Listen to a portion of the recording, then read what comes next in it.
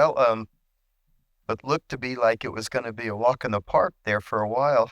Um, got a little interesting. Wanted to keep everybody involved in the game for a long time, watching the game. So actually, I think it was the strategy for them to have to use Porter. We wanted to let him back in the game so that they'd have to use Porter out of the bullpen as their big middleman for tomorrow.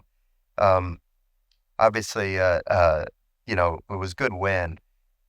Played great, early in the game. And I'm just wondering how much that long inning affected Jake.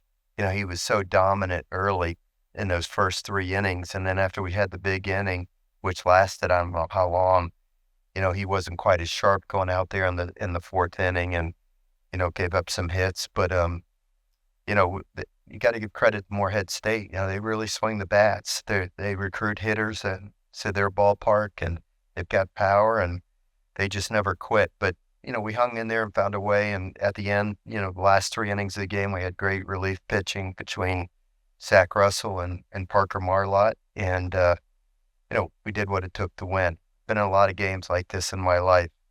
So just finishing the day with a win is a good thing.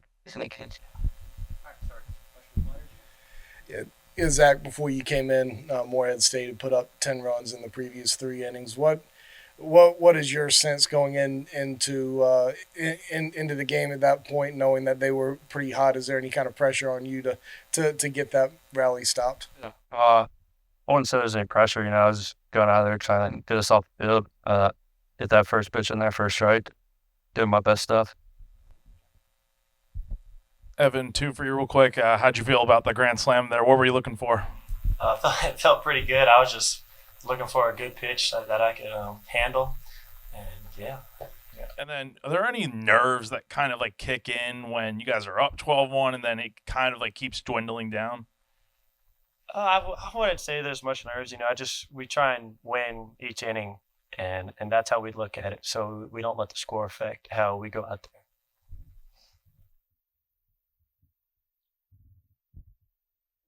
Anybody else? Good. That was thanks, guys. Thank you, guys.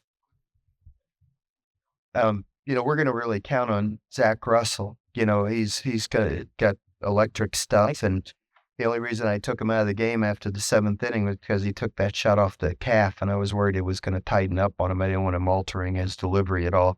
So we went ahead and brought Marlott in there, and he was outstanding.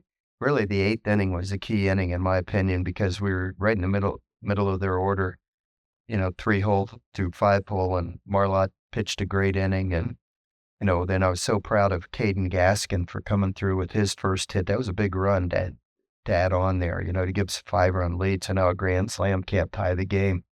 And I felt confident with Marlott and allowed us to save Sweeney for tomorrow. So, yeah. Jackie, When the lead dwindles down there, did you have any message for the guys to keep them, I don't know what the right way to describe it is, but did you have anything to say to them kind of when the lead got down? Not really. It was really, the kids work hard every day, and I put in, reserve players, and all those guys have started games or been key guys for us. So I really was more concerned with our bullpen, just stopping them. That was the big concern, because they had some good hitters that just were tough outs. And, especially with the wind blowing the way that it was, you're worried about, just a pop-up floating out with a couple of guys on base. We kicked a couple of balls. That was a concern. We had a double play ball that could have ended the inning. We had a line drive that could have ended the inning. And, we didn't make those 2 plays. So that was a little discouraging, but at the end of the day, you got to maintain your poise and composure and believe in your guys. And, finally, Zach Russell came in, and we got a little fortunate because of the line drive off of his calf. He sacrificed his body to get us the out. And, Jordan came in and made the play on the ball. And then Marlott came in and was just outstanding, for 2 innings. So, listen, I've coached a lot of games in my life, and this is not unusual to happen.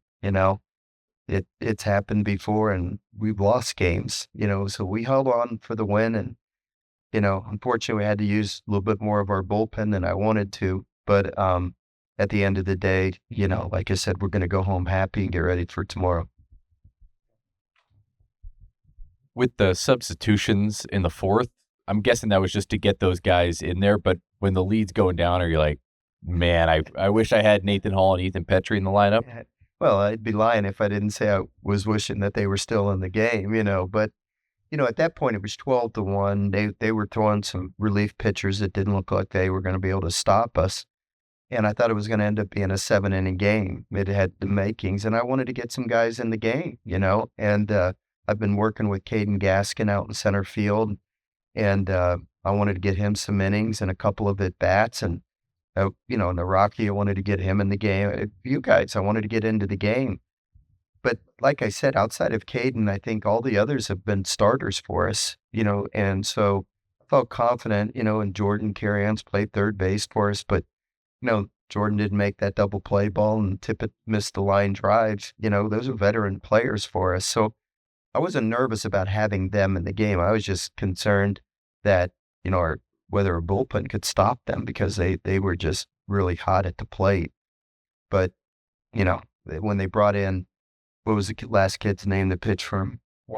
Porter, yeah. Like, he's been a starting pitcher for them.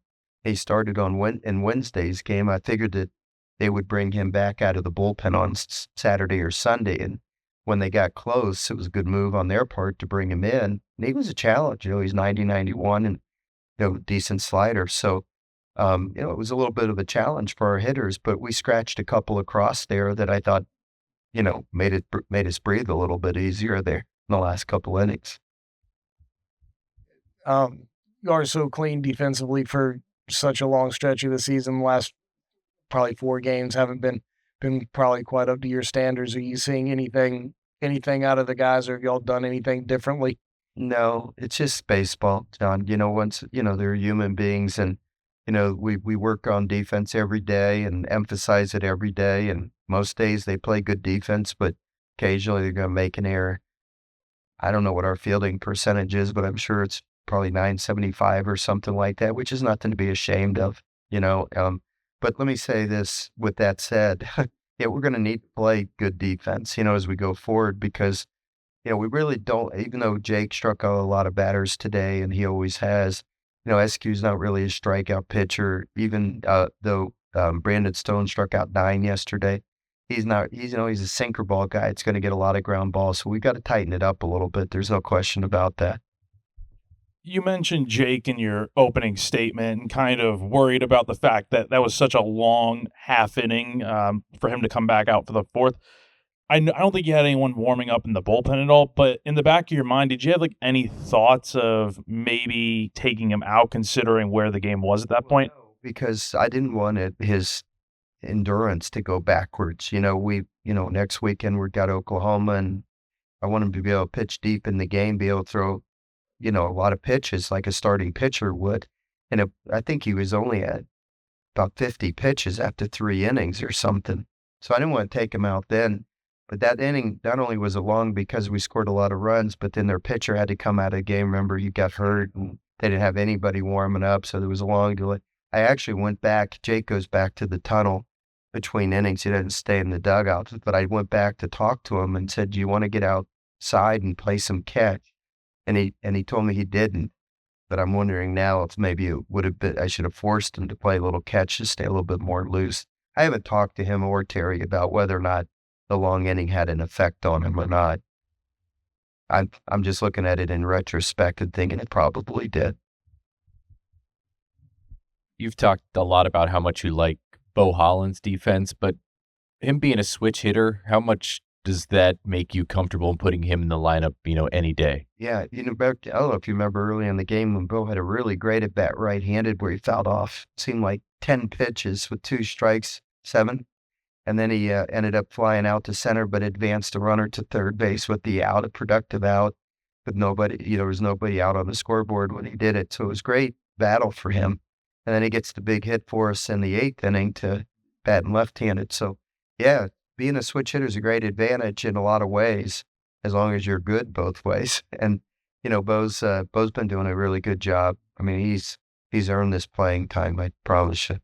Not handed to him. Okay. Good night, guys.